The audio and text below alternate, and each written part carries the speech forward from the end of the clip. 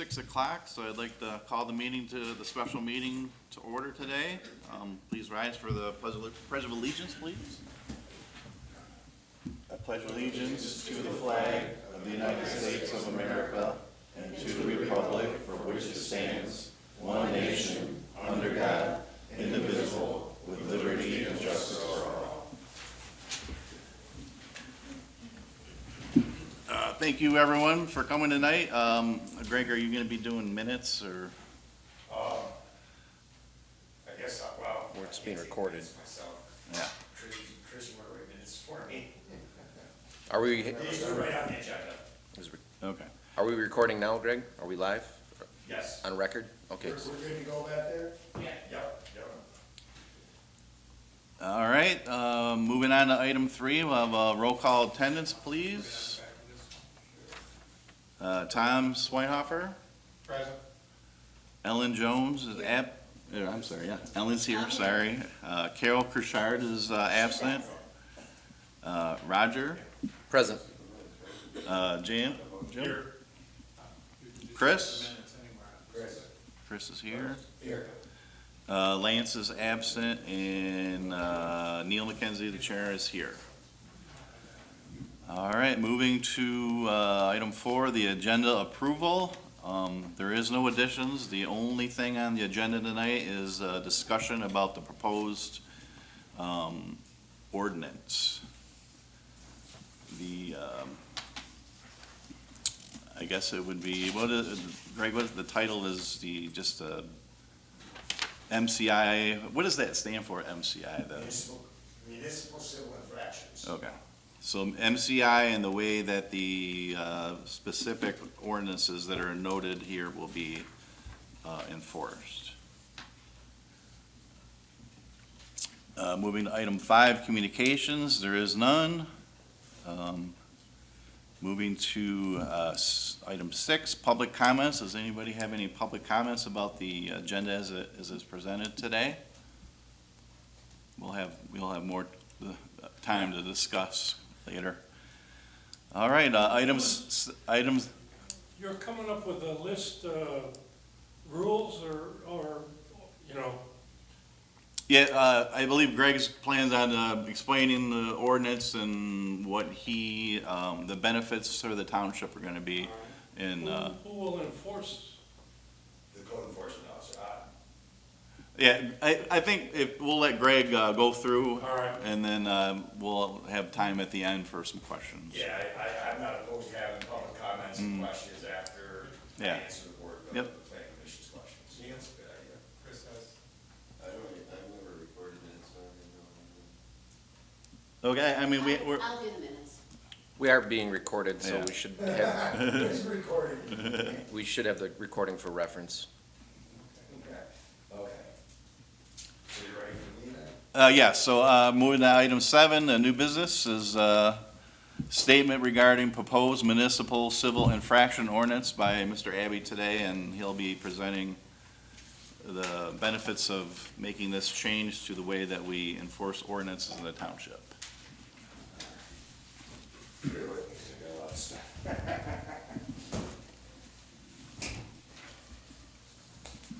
Oh.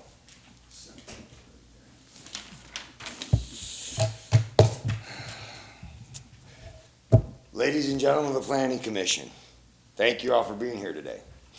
As your supervisor, I want to talk to you about something that I believe can make a real difference in our community. Adopting municipal civil infractions for handling certain ordinance violations in Cottrellville. First, let me talk about our neighbors. We all know somebody who's faced issues with blight or zoning infractions. Maybe their property fell into disrepair, or they made changes without the proper permits. These are important issues, but under our current system, they can lead to a criminal record. By treating these violations as civil infractions instead of criminal misdemeanors, we can help our friends and neighbors avoid the long-term consequences and stigma of a criminal record. This is especially important for minor nonviolent offenses where the impact of a criminal record can be disproportionately severe. Secondly, I want to talk about local law enforcement and courts. While we do not have our own police force at the moment, we are actively working on a contract to secure police forces or services. This is a two-part process. With the adoption of this ordinance, we'll be able to enforce civil infractions immediately. Once we have finalized our police contract and obtained an originating agency identifier number, we'll be able to also enforce the misdemeanors effectively. The current process for handling ordinance violations is complicated and time-consuming. By adopting civil infractions, we can simplify the process, making it more efficient and less burdensome for our local courts and law enforcement. This means they can focus more on serious issues that truly need their attention. Moreover, let's consider the community's resources and financial impact. Processing criminal cases is expensive and takes up a lot of time and effort. In the current budget, we have spent, now when I wrote this, I didn't get the amended budget. It was originally $20,000 when I wrote this last week. We are at $30,000 now on just 3 cases in circuit court. This is a significant expenditure that could be better utilized elsewhere in our community. Civil infractions, on the other hand, can be resolved more quickly and with fewer resources. This can lead to significant cost savings, allowing us to redirect those resources to other important community needs. Compliance with our local ordinance is another key benefit. The threat of fines and other civil penalties can serve as a strong deterrent against violations, encouraging residents to follow our community's rules and regulations. This can lead to a safer and more orderly environment for all of us. Additionally, the fines collected from civil infractions can provide a valuable source of revenue for our municipality. These funds can be reinvested into local services and improvements, further enhancing the quality of life in Cottrellville, although not the contributing factor to this ordinance. Now, I'll explain that later on.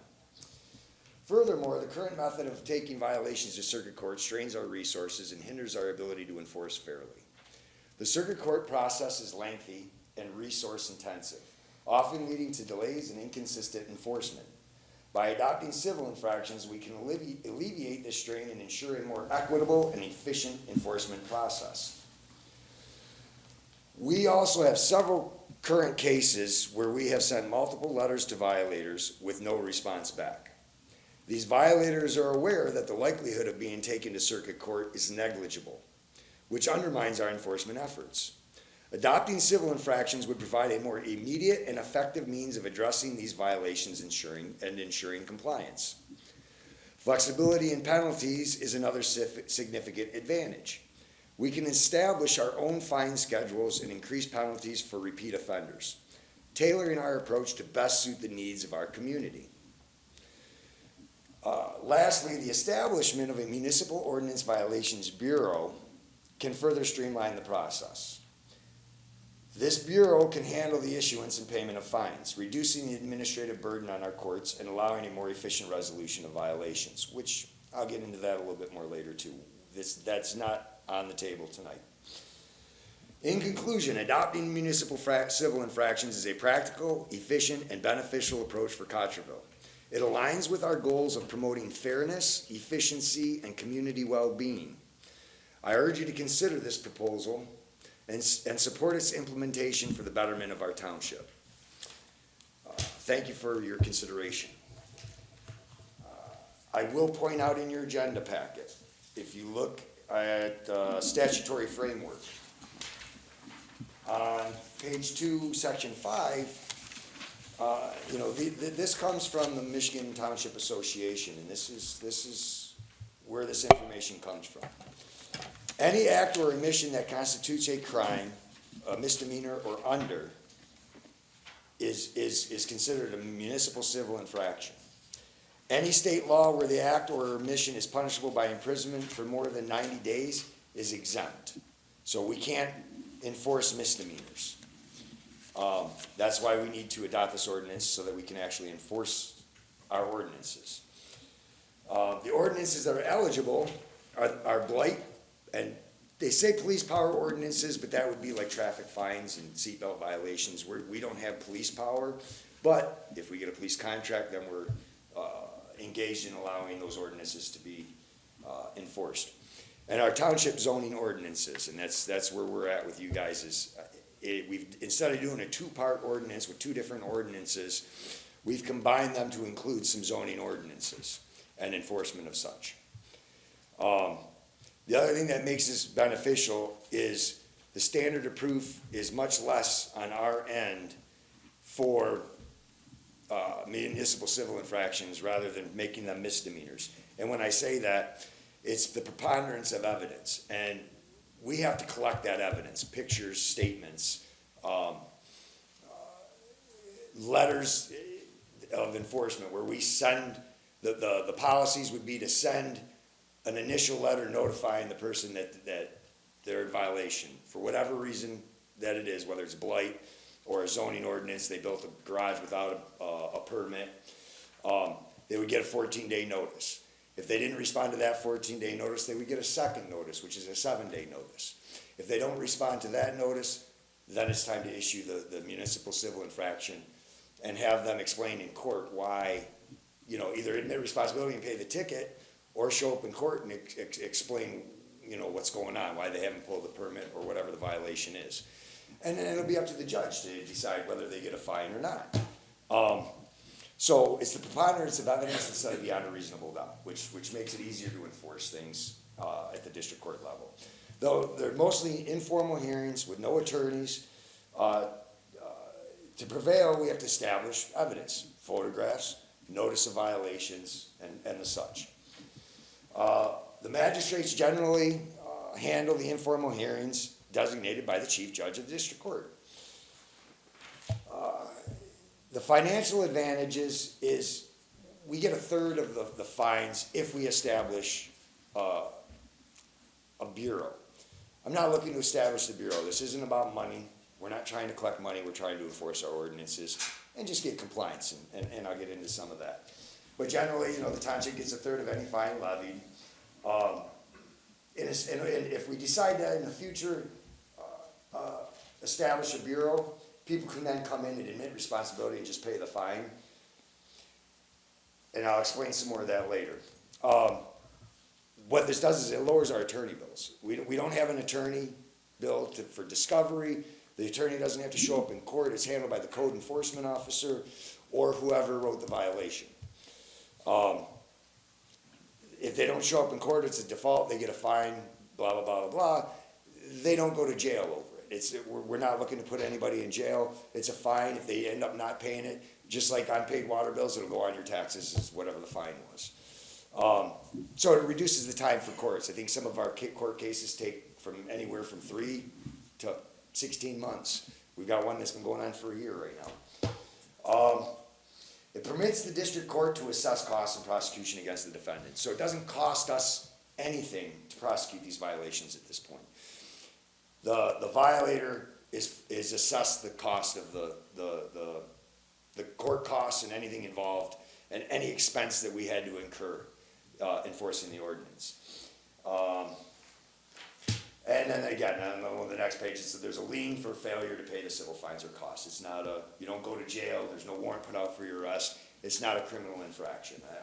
I'm not looking to make anybody in the community a criminal. The advantages is the ease and efficiency of obtaining the orders requiring defendants to place their properties into compliance. The district court judge the district court has equitable jurisdiction and authority concurrent with that of the circuit court. The chief circuit court judge in St. Clair County has granted Judge Hustler, or I can't remember his name, the judge at the 72nd District Court, the same authority under the law to enforce civil infraction ordinances. Let me give you an example. We have a case right now. It's a garage that's being built. I don't want to get into too much deal, but it's a garage being built that doesn't meet the codes. It violates the height and a couple other things. And we have to take that to circuit court. And we're because we don't have this ordinance right now.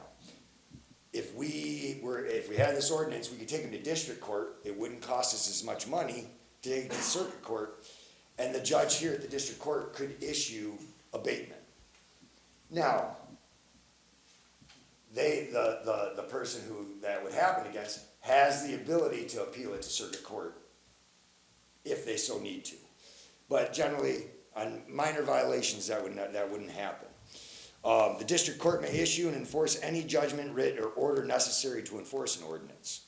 So those are some of the benefits. I will say that this has been granted by the state since 1994. The state legislature granted municipal civil infractions in 1994. And I'm going to believe that at one point that was the direction we were headed.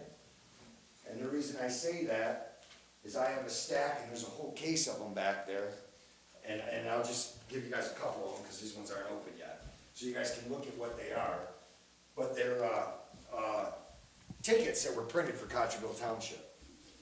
And for civil infractions. And so at one point we were in that direction. I don't know why it didn't happen. Maybe because it was new and instead of being on the forefront, we wanted to see how other communities responded. Those were printed in 1995, by the way.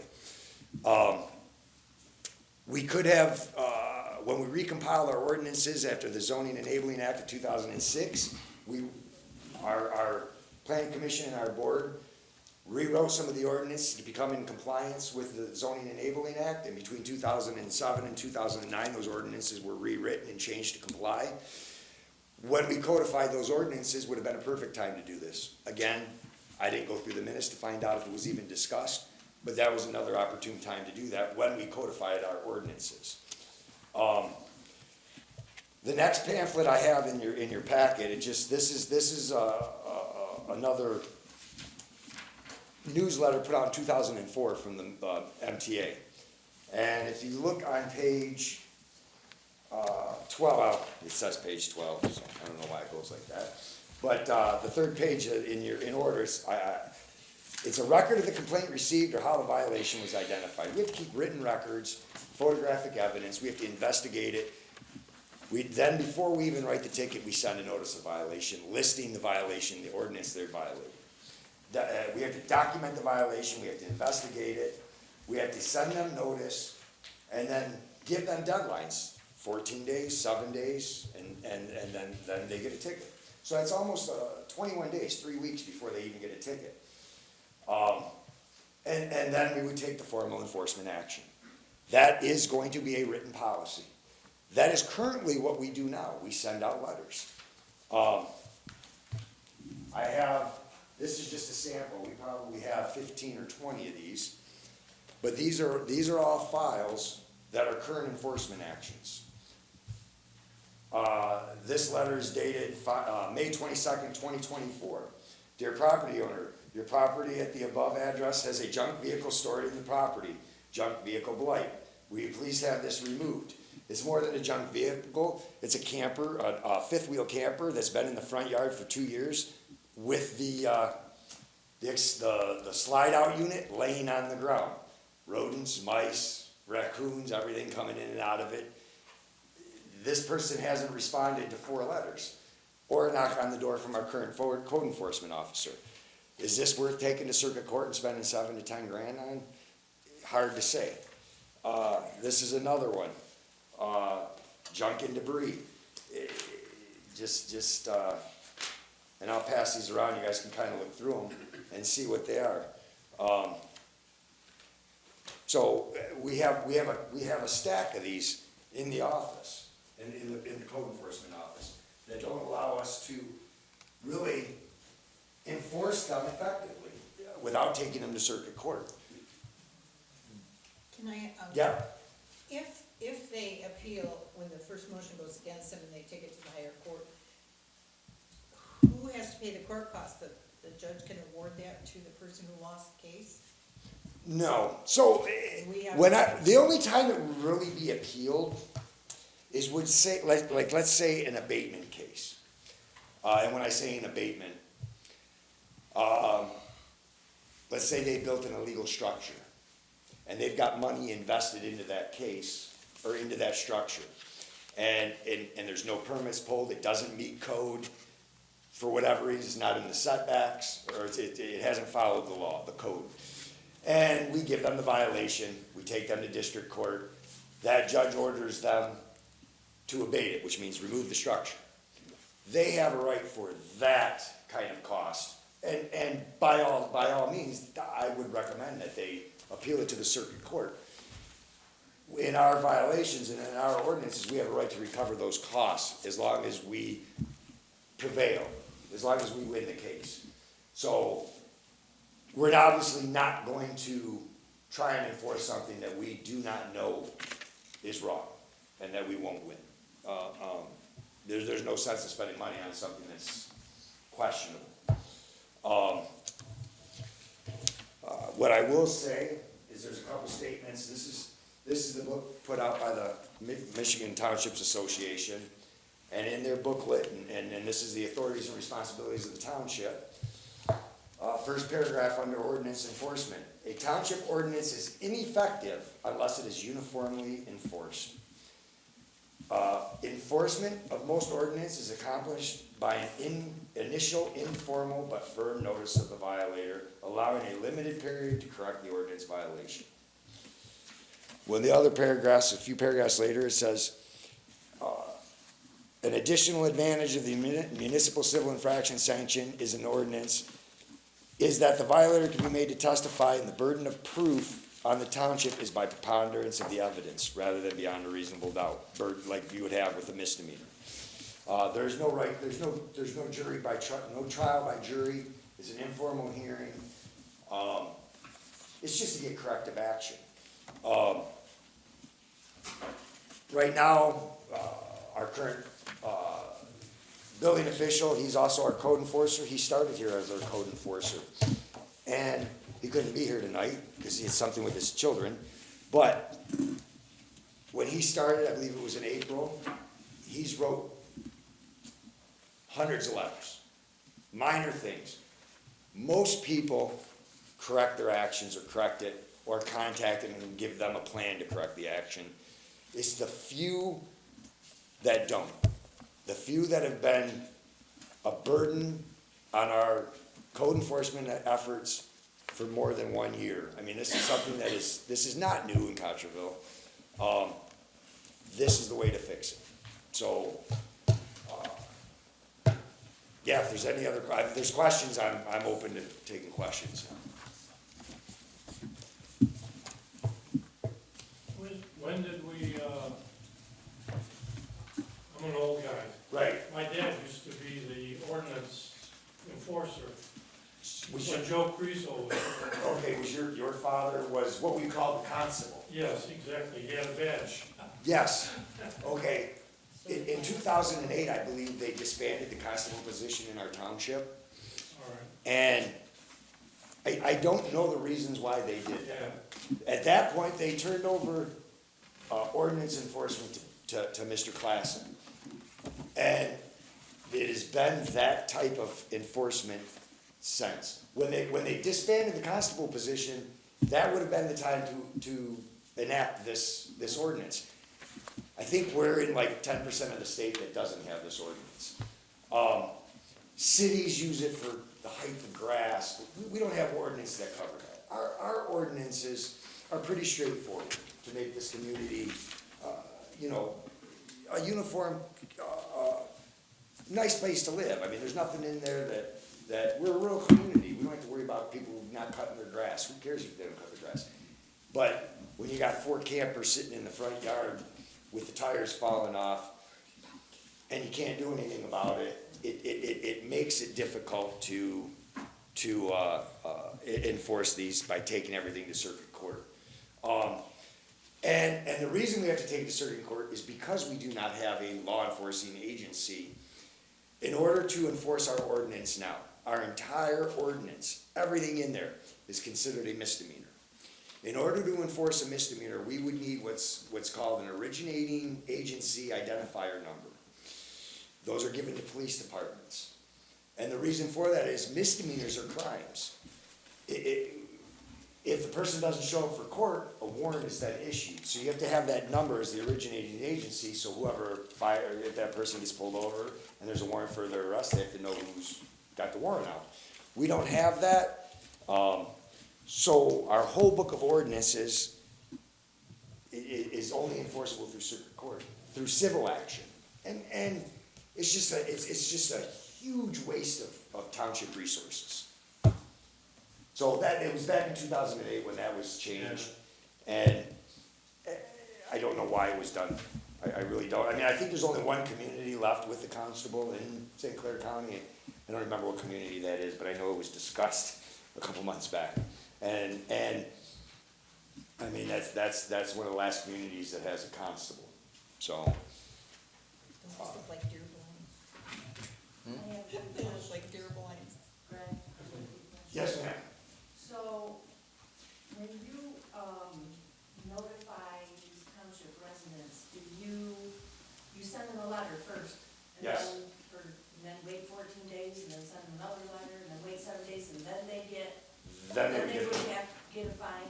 Or well, they would get a they would ticket. go to court? So they would get a ticket with an appearance on or before date. They would have the ability to admit responsibility and just pay the fine. They could admit responsibility with an explanation, which means they go in front of the informal hearing, just like a regular police citation, kind of for a civil infraction. And then the magistrate would determine, you know, if they pay the fine, what the amount of the fine is and whatnot. And I think is they can deny responsibility and ask for a formal hearing, and that process it goes in front of the judge and whatnot.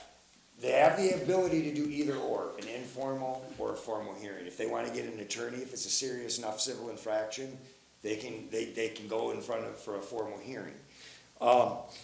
Some of the concern and questions I had in emails this week was what happens if after the third offense within a year, they still haven't corrected their violation? And that's a great question, is we can then escalate it. It doesn't prevent us from taking it to the higher court to have the issue abated. And again, it's not about money. That's why I didn't create the Enforcement Bureau in this act. It's about enforcement and just minor things. I mean, something simple as getting the junk camper out of there. I mean, that's just one example. So are they residents coming to you and complaining about something? About 400 times a day. Sorry to hear that. So, yeah, and we're not out actively, like, we're not driving around saying, Johnny's got 2 barrels instead of 1. You know, if residents call and we see that there's an issue and it does violate the ordinances, that's when we issue the letter. Generally, I mean, that's the practice we're taking. We're not sending Nick out driving around looking for violations. If they respond to your letter or call you because they have a hardship, I mean. We do work with them. We have an example right now that there's a resident who has 2 trailers in the front yard. It's too wet for her to move them. She did get a letter. She informed us. And Nick gave her an ample amount of time, so sometime in the spring, after the water dries up, he'll go back and check and make sure that it was done. They called us and let us know. It's the ones that don't respond. And there's several that haven't responded. And what do you do? I mean, we can't afford to take everybody to circuit court. Like I said, 3 cases. When I got the amended budget that we have to approve the amended budget, it was $30,000 for legal fees. And yeah, that was a pretty steep bill to pay for 3 enforcement actions. And that's pretty much AJ Salt Docks and 2 against Joe Treadway, Marine City Auto Care. It starts to get expensive and cost ineffective. I mean, imagine if we took every one of those to court and each one of those was $5,000. It adds up quick. Yeah, it's, and we didn't, and essentially what it does is it decriminalizes these ordinances. It makes it easy for enforcement and doesn't make a person a criminal. I mean, it's gotta be fair and equitable. I mean, I can't take one person to court and not the other, because then the neighbor's like, well, you took them to court, but you're not taking him to court. Well, there's not enough money this year to take him to court, or whatever the case may be. This way, the cost is negligible. So, yeah, did you have another question? No? No? Anybody else? Yeah, All right, say you've already given someone their 2 notices, you wrote them an infraction, and before the hearing, the 30 days and their hearing is done, right. and they got it corrected, would the infraction be dismissed? Yes, if let's say they're on their second note or their second ticket, you're saying for like the second offense, right? Or after the second letter. Okay, I'm saying after the second letter, and you wrote them 1 infraction notice, Right. okay? And before the hearing, 30 days after the first infraction notice, they got it corrected, you would just dismiss it, correct? Or would they? Yeah, I mean, they'd have to pay the court costs because we did write the fraction and it did go to court and the court's going to charge them some fees. I mean, we shouldn't incur those costs, but we won't fine them. Does that make sense? They won't get the fine, they'll just have the court costs. You know, we'll go in front of the judge and say, Your Honor, you know, or the magistrate and say, Your Honor, you know, they did abate the issue in between our last letter and today. And, so, you know, we just ask you to impose the court costs and be on our merry way, no fine. So it would definitely be to their advantage to contact you and beg for a little more time before they got it. 100%. And again, it's the people that do not respond because they know we're not going to enforce this stuff, that we're not gonna take them to circuit court. You're gonna have And a that's high, all, I mean, once we do this, and people see, well, shoot, they are giving out tickets now. Usually with the first letter, people are gonna comply, they're gonna be like, yeah, I get it, you know, I'll fix it. Right now, they're just like, here's the letter. I mean, Nick has literally handed them the letter, and they've crumbled it up and thrown it on the ground because they're like, yeah, you can't do anything. And it's the unfortunate truth.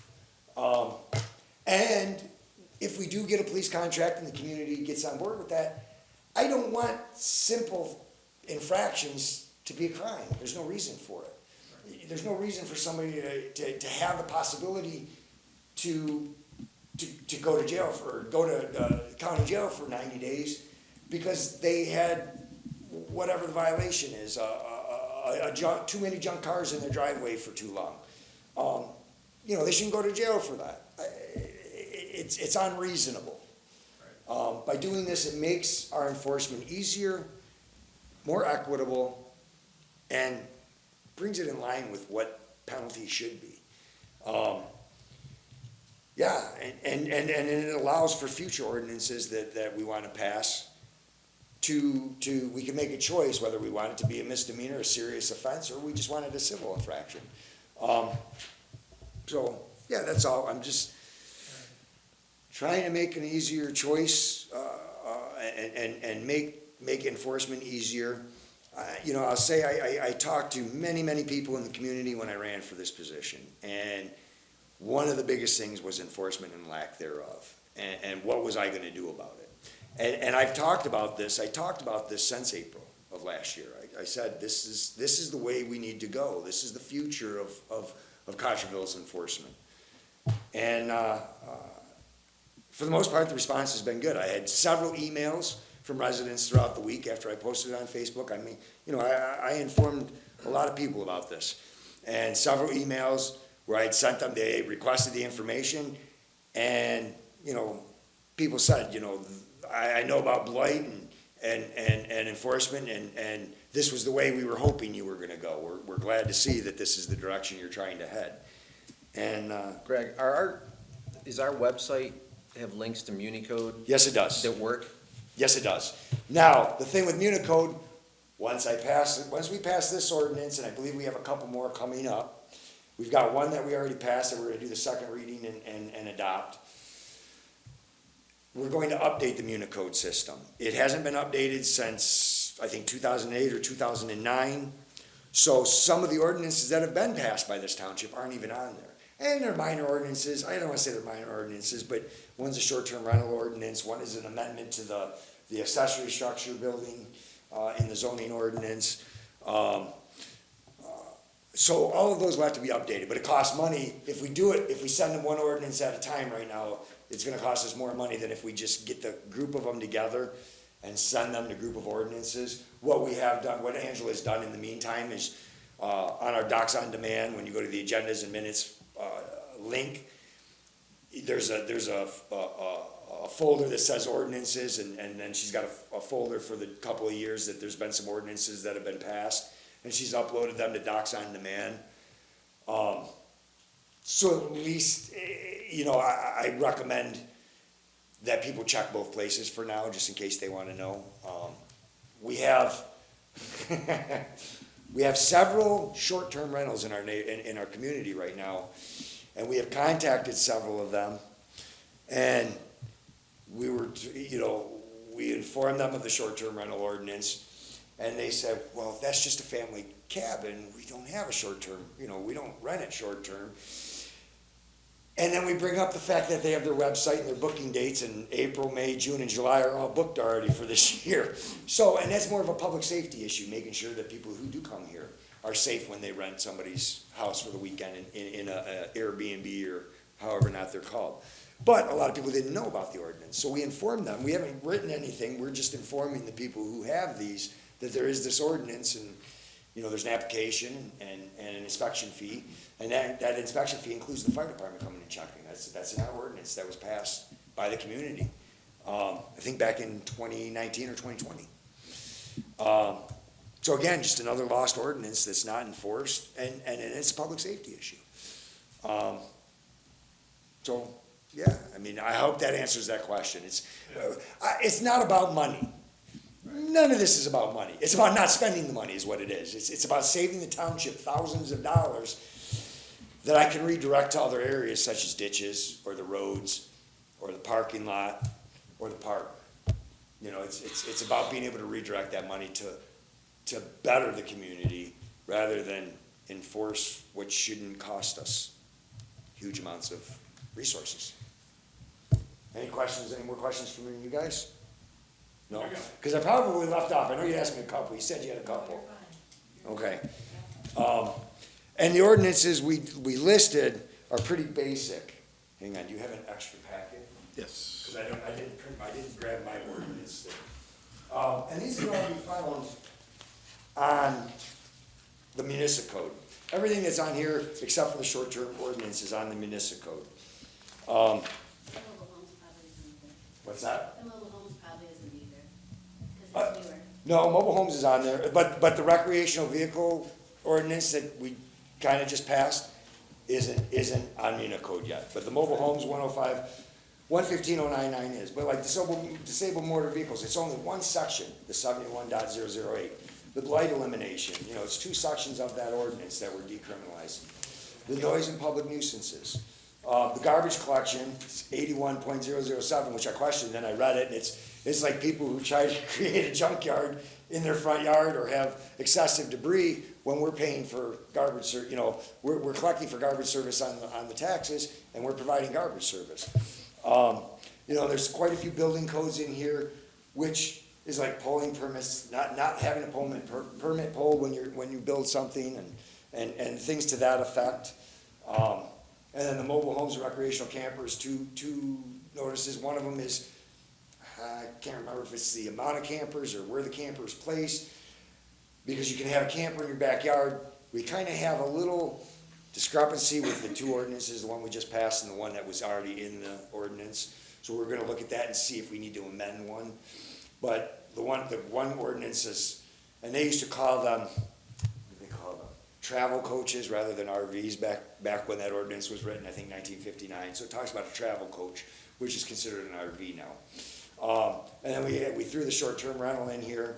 The height, bulk, density is by zoning district. So, if somebody builds too high, we can write them a civil infraction, and the judge can say, either you need to go back in front of the ZBA, or you need to abate it to the right height. And so some of these things make sense. The dumpster enclosures, and again, permits. If you're moving into a house without getting your certificate of occupancy, you can get a ticket for that. Very minor things that are easily correctable, but are rarely corrected because they don't pay attention to the letters that we send. So essentially, because we included zoning ordinances in this new ordinances, can't speak again.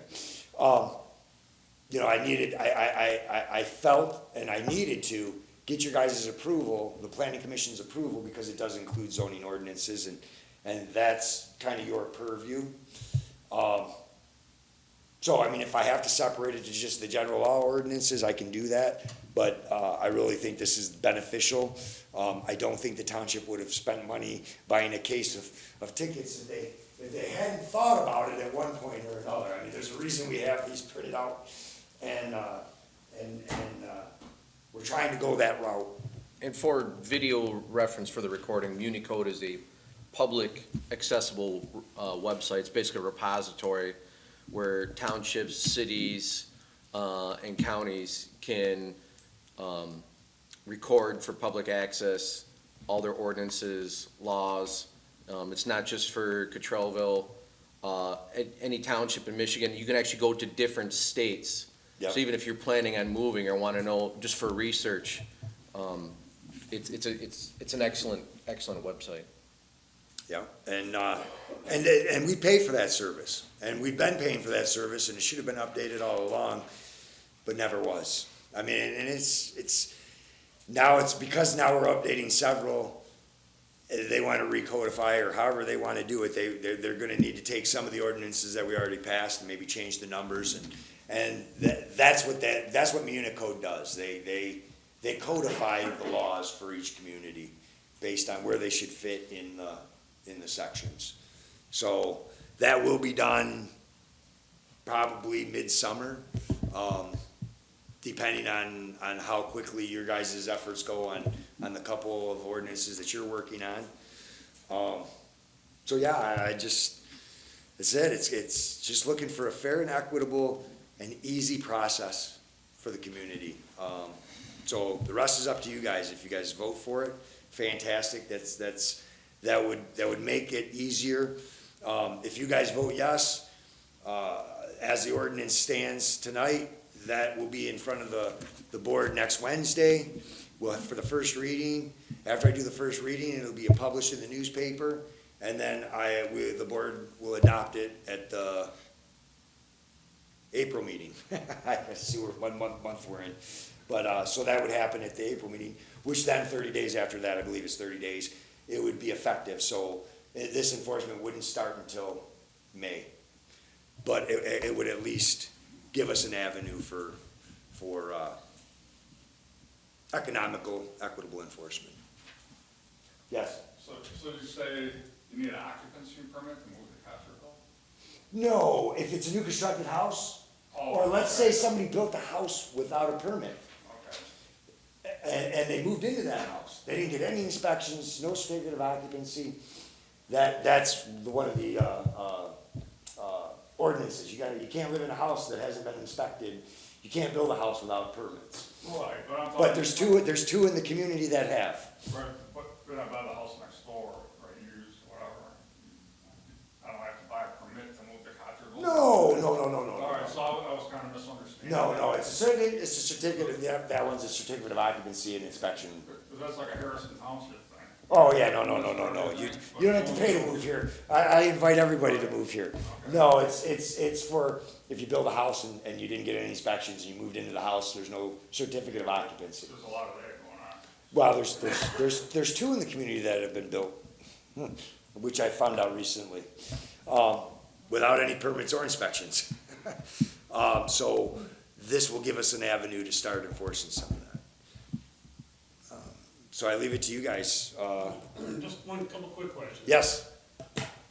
So yeah, the ordinances you got listed here, so that's the only one that this is basically gonna be able to enforce? Currently, if you guys decide, hey, we've been through the ordinance book and we really think, these few zoning ordinances, we should add them to that list. This is designed so that we can easily amend the ordinance and add to this section. So this section is designed so that we just throw another box on and add an ordinance that we decriminalize. Or future ordinances that say you guys would pass, you don't wanna make it a misdemeanor, it's not a big deal, but we want it enforced. You just adopt it as a municipal civil infraction, and it just gets added onto the list. It's easily amendable. Okay, so it's something, I don't know, let's just pick one like disabled motor vehicle. Right, And we go through the whole process, you give them your ticket and everything. But like you were saying, most of the time it's taken care of without an issue, but then you got a few that we're not gonna do anything about it anyway. So what leverage do you have? well, that was, so, 2 years down the road, you're still dealing with the same it situation. wouldn't last 2 years. So let's say we wrote them one ticket. Yeah, They came in, they went in front of the magistrate, they paid, the magistrate said, all right, here's your fines and costs. He paid his fines and costs.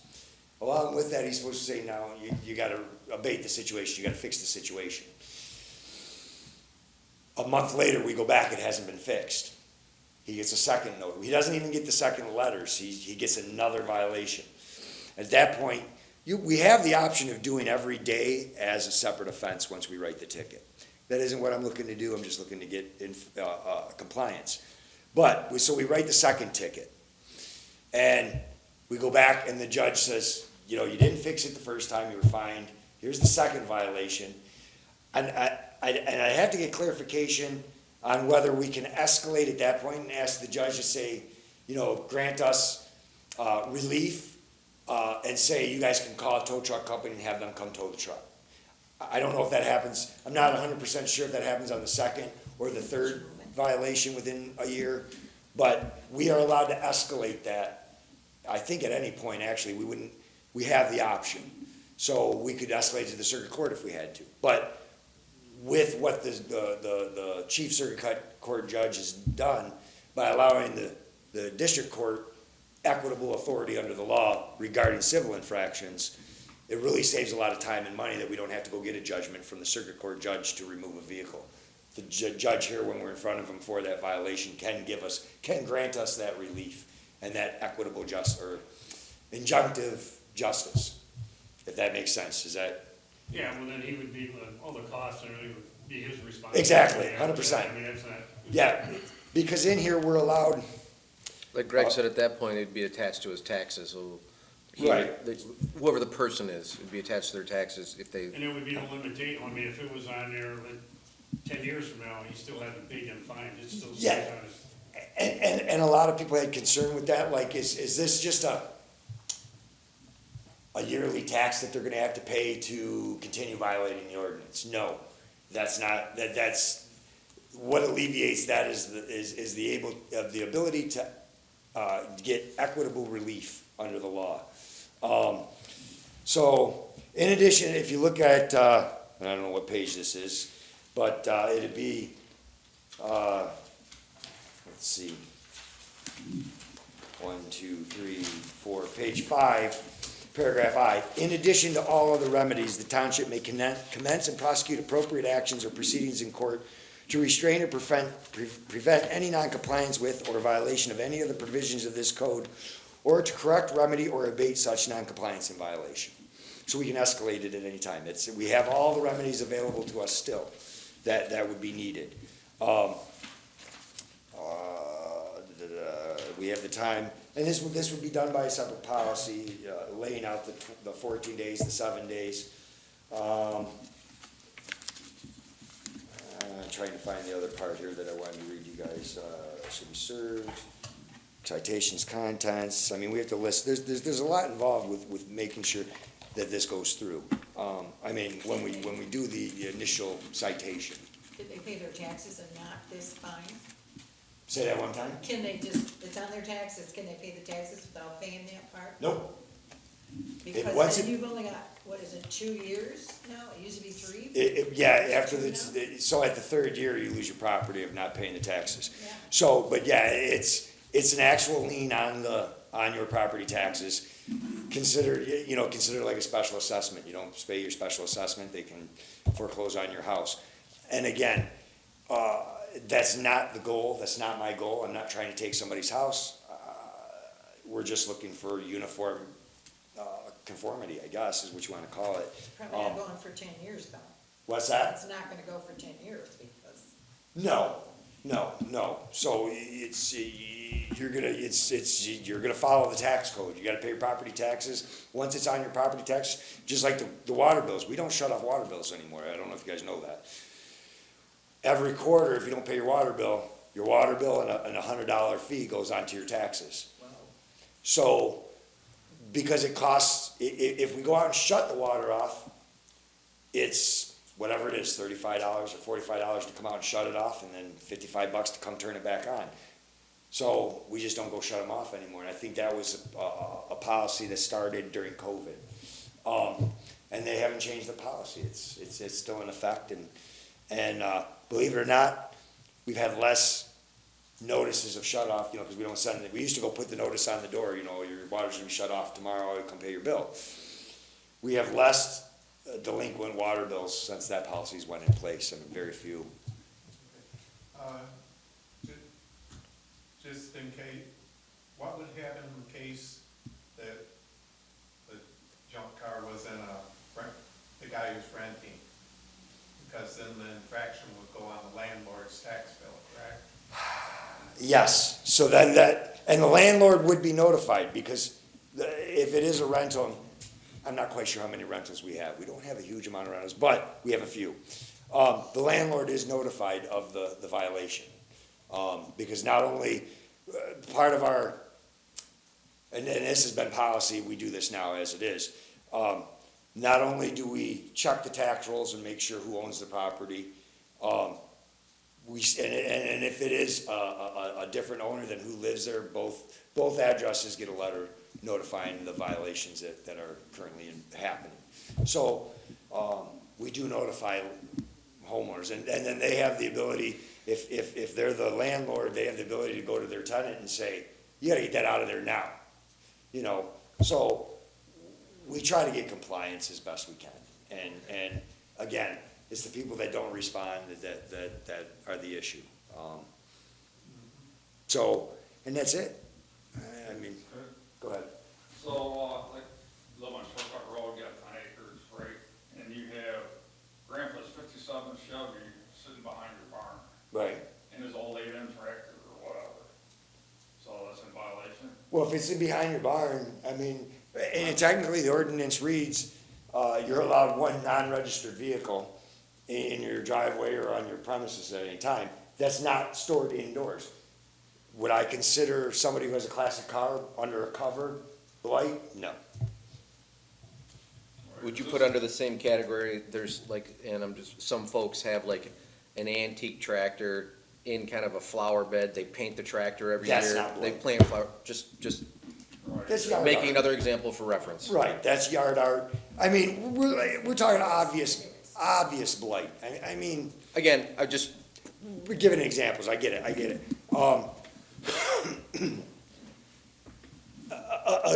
Again, there's other ordinances that we will need to address that maybe not have been addressed since 1959, that we may need to make amendments to better enforce, or even just make policies.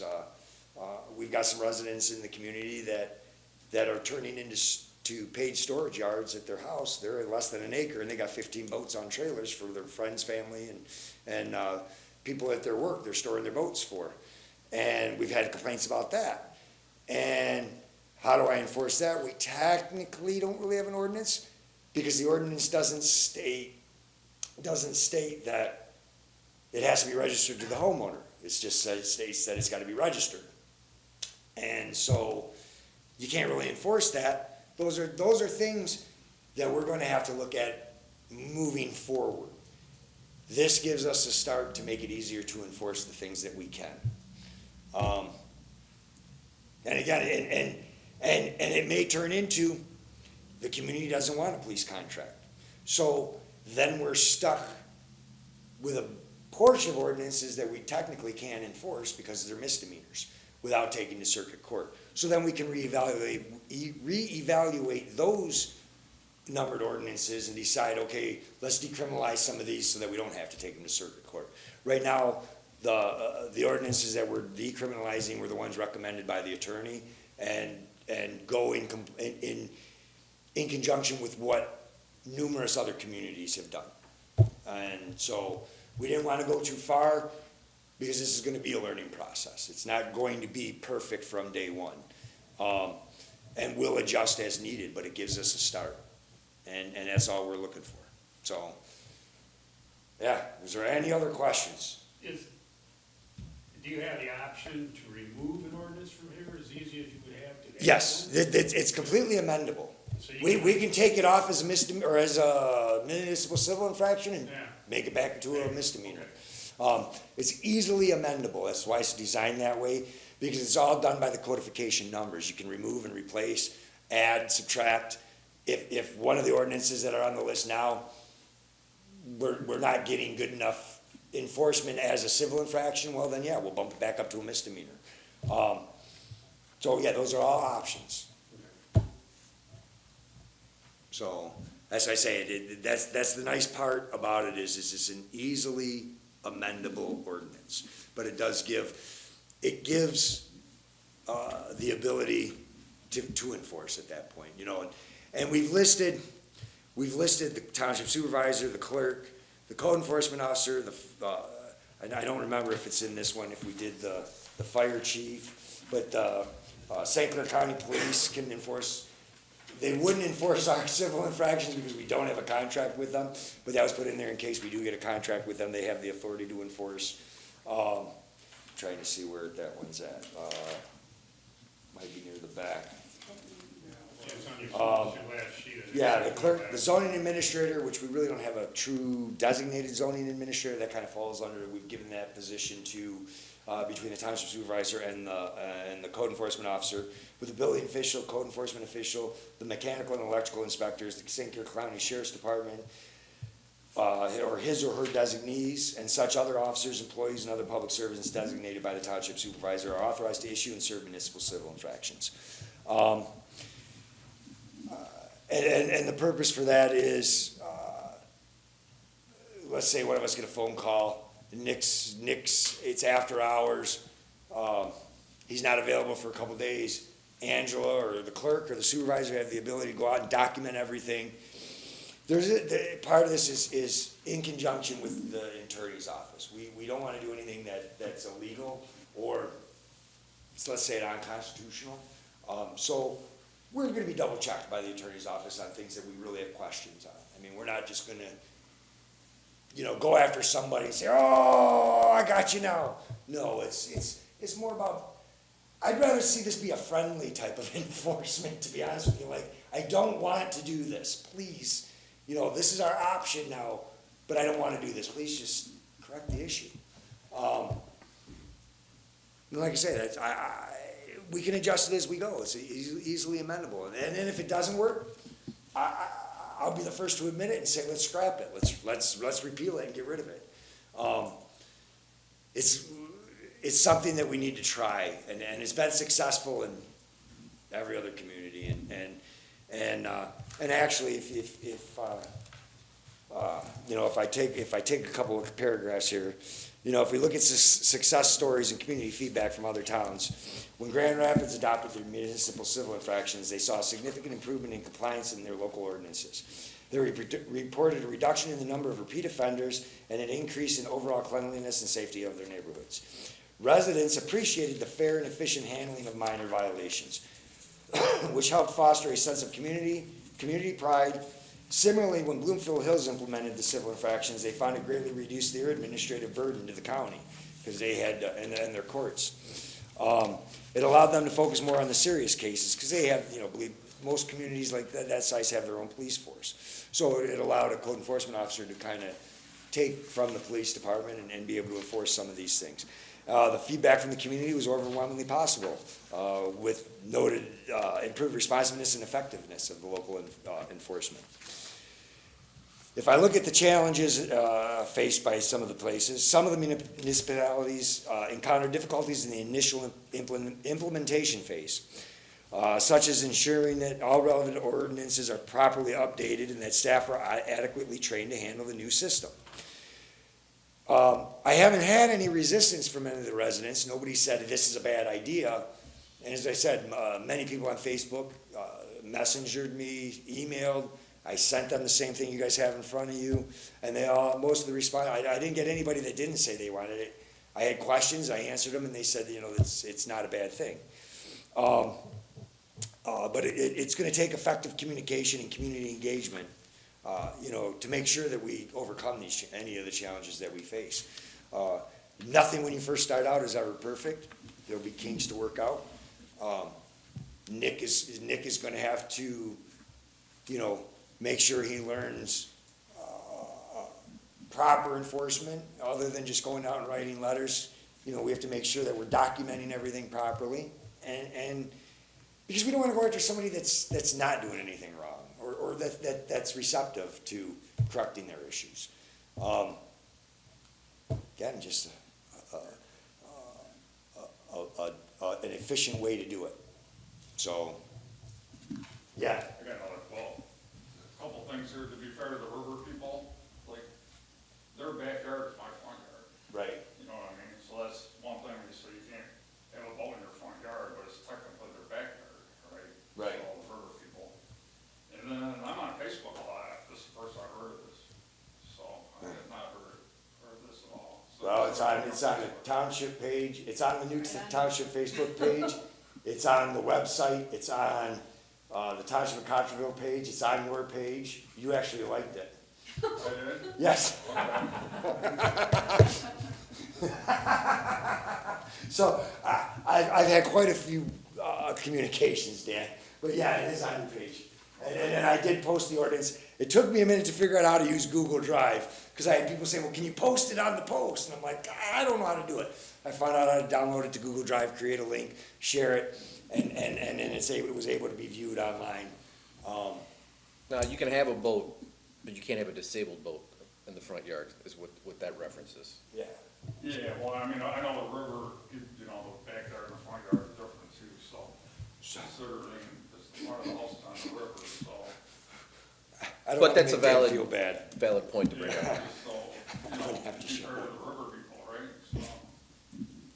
So. Yeah, if there's any other questions, if not, you know, I'm more than happy to, turn the floor back over to you guys for discussion amongst yourselves, however you guys wanna do it, and, I mean, I don't think there was anything we needed to call the attorney on, so pretty much your questions I was able to answer. Yeah, so I'll turn the floor back over to you guys. Yeah, thanks, Greg, for the presentation. So does everybody feel comfortable to be able to vote on something like this today? I think so. Okay, can we have a motion to approve the motion and the ordinance as presented by Greg today? I'll make a motion that it moves. All right, we have a motion, we have a second. I'll second it. Motion and a second, we'll have a roll call vote. Tom? Yep. Roger? Yes. Jim? Yes. Chris? Yes. And Neil, yes. How about Alan? No, I'm sorry, I did that again. All right, so the new ordinance has passed and will go to the township board. We can move on to 8. I don't have any commissioner comments today for anybody. Thanks for coming on short notice for the special meeting. And then thanks for everybody that come from the public. And I guess I'll ask for a motion to adjourn tonight. I'll make a motion, we adjourn. All right, a motion and a second.